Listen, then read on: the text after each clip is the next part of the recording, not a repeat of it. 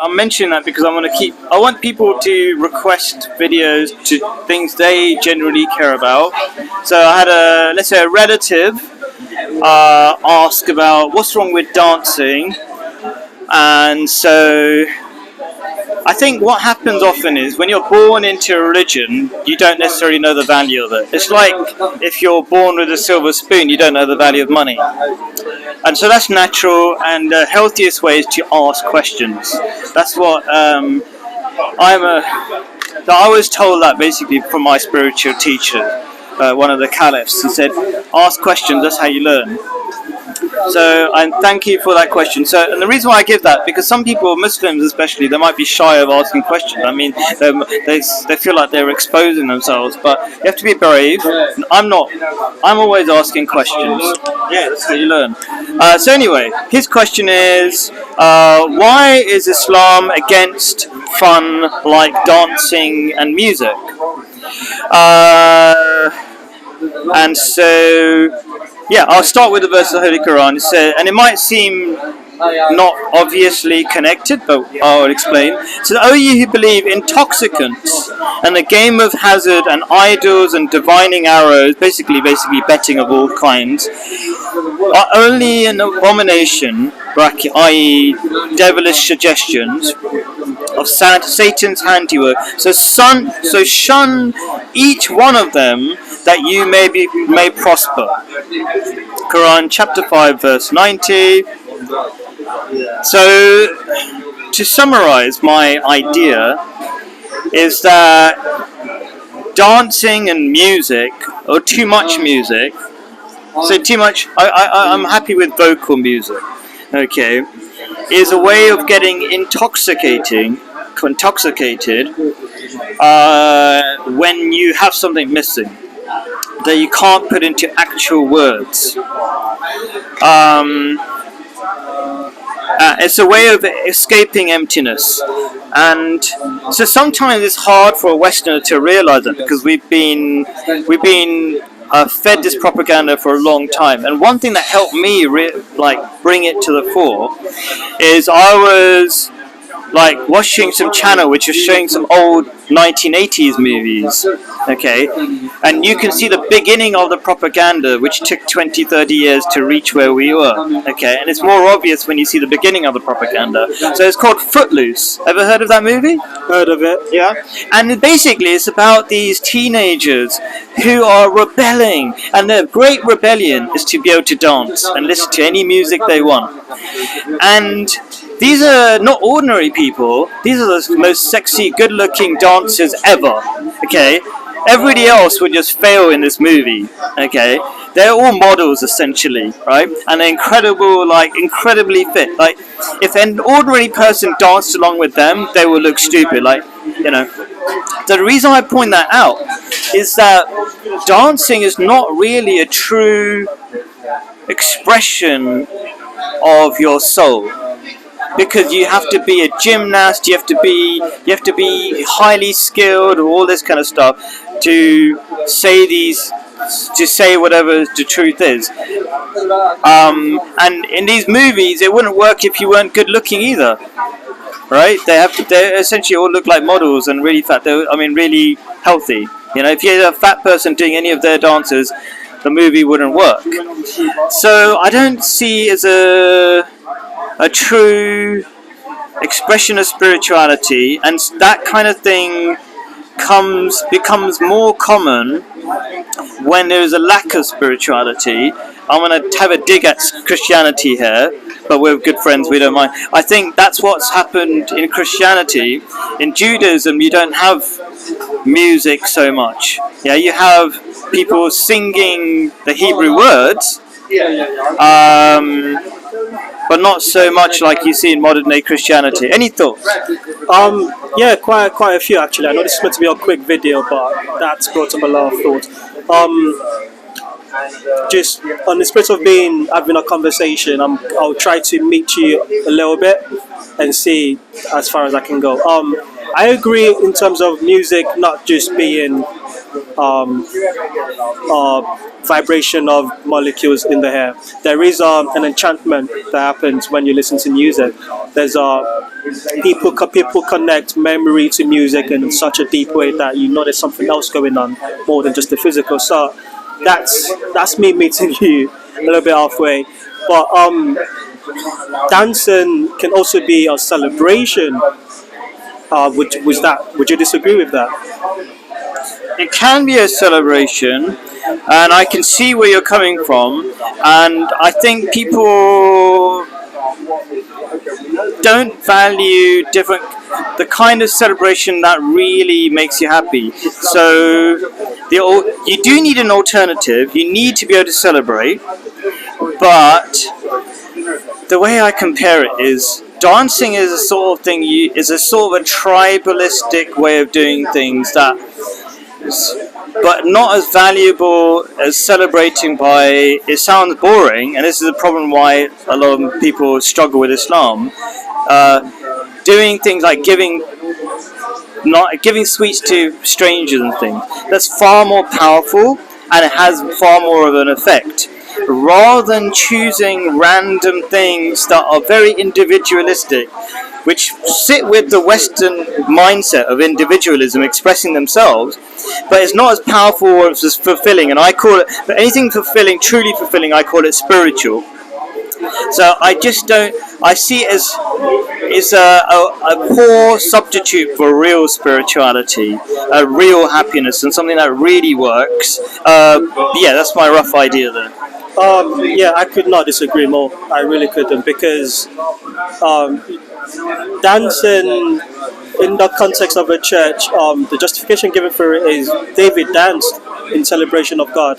I've actually got a verse here, if I don't mind, just quickly. And this is 2 Samuel chapter 6, verse 14.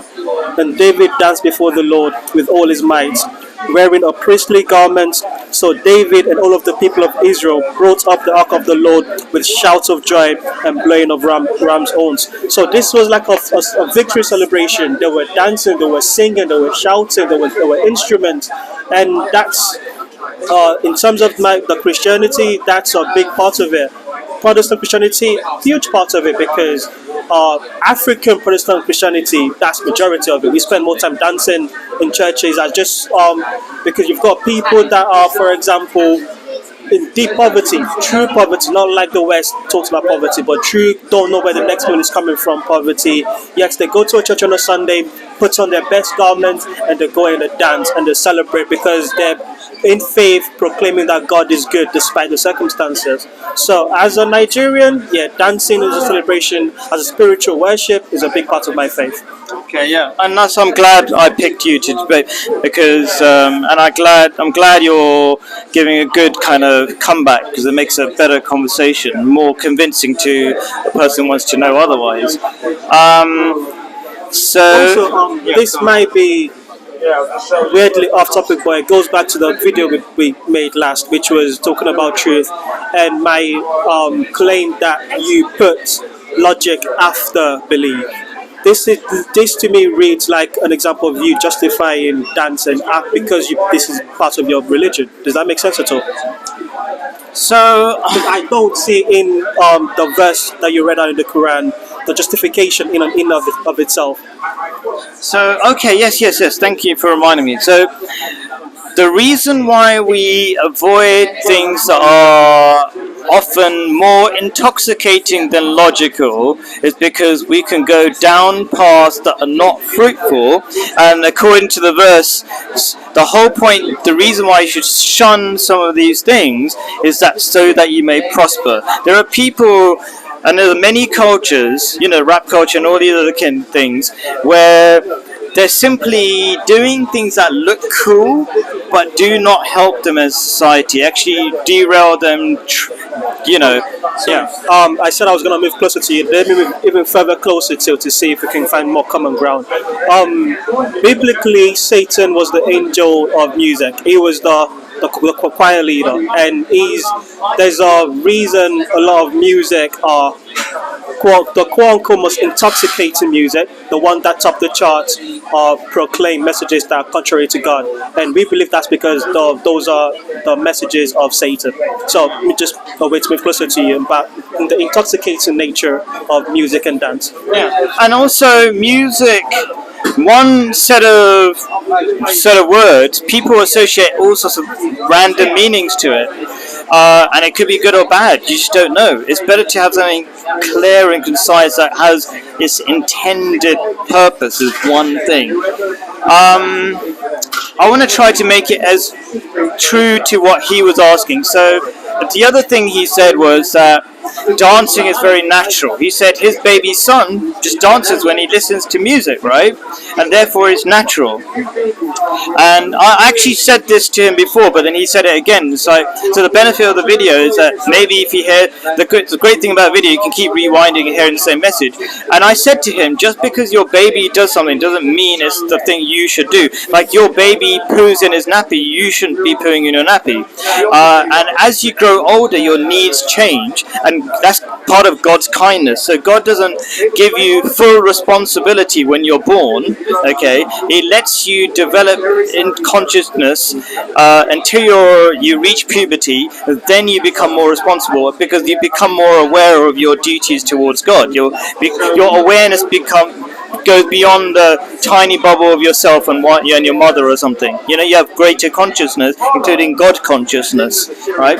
So don't think just because something was true and enjoyable when you're a child, it will still be true and enjoyable for you now. And it's a massive mistake that Westerners fall for.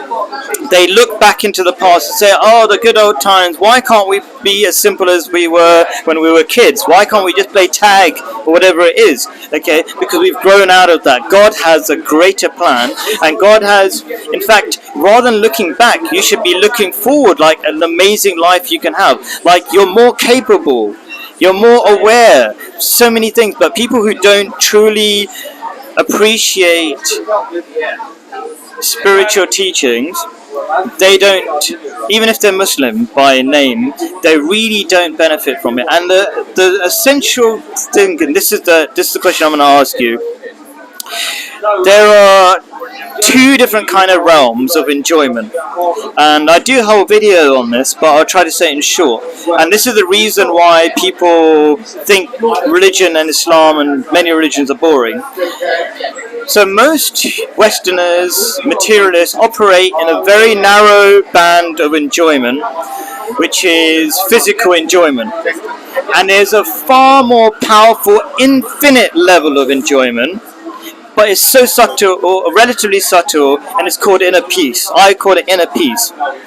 You can be far, far happier in this dimension, I call it, of inner peace than you can ever have experience in a very limited experience of physical pleasure. Like even when you're having sex, like you have an orgasm, it kind of, there's a cut-off point in your ability to enjoy pleasure, and you're kind of disappointed, and your God has made you to be disappointed so that you don't fixate on sexual pleasure or other pleasure. You realize the limitations of them, and you go, you know what, there must be something more. And a lot of people like Russell Brand and Andrew Tate, they've come to this conclusion that you can have all the sex in the world and never make you happy. These people have had everything, you know what I mean? So what do you think about this idea of the limited bandwidth of physical pleasure versus the unlimited pleasure or subtle pleasure that God is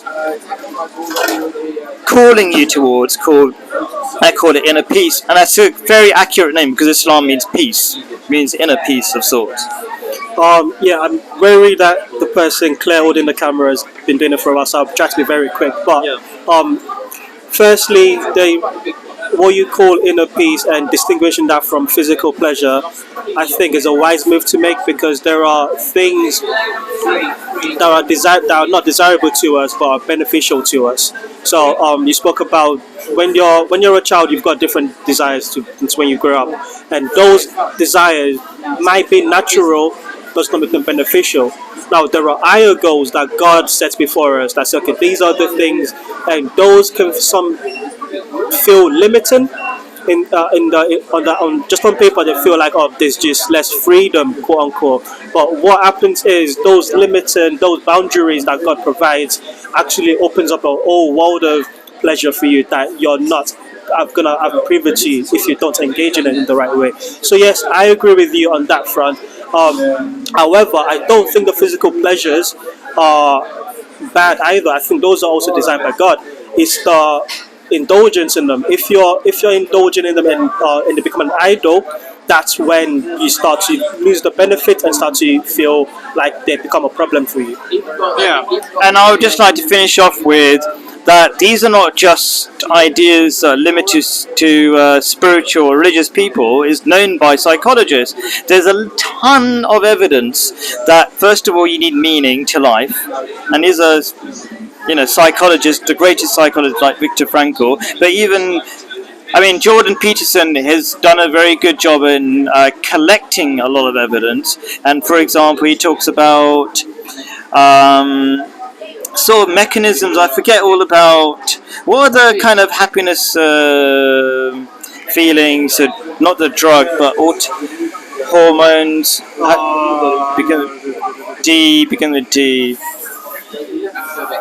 Anyway, we got dopamine, right? The dopamine system is geared towards you not even achieving goals, but working toward meaningful goals. So everything in your body, according to psychologists, is trying to make you achieve something greater than just being, a consumer and all these limited things. Like, your whole biology is telling you to become a better person, and that's beautiful, and you'll be far happier. Anyway, so thank you so much. Thank you as well for holding the camera in the last video. Thank you for holding the camera, Claire, in this video. Thank you. Yeah. Thank you. I was wondering if you Have you stop recording?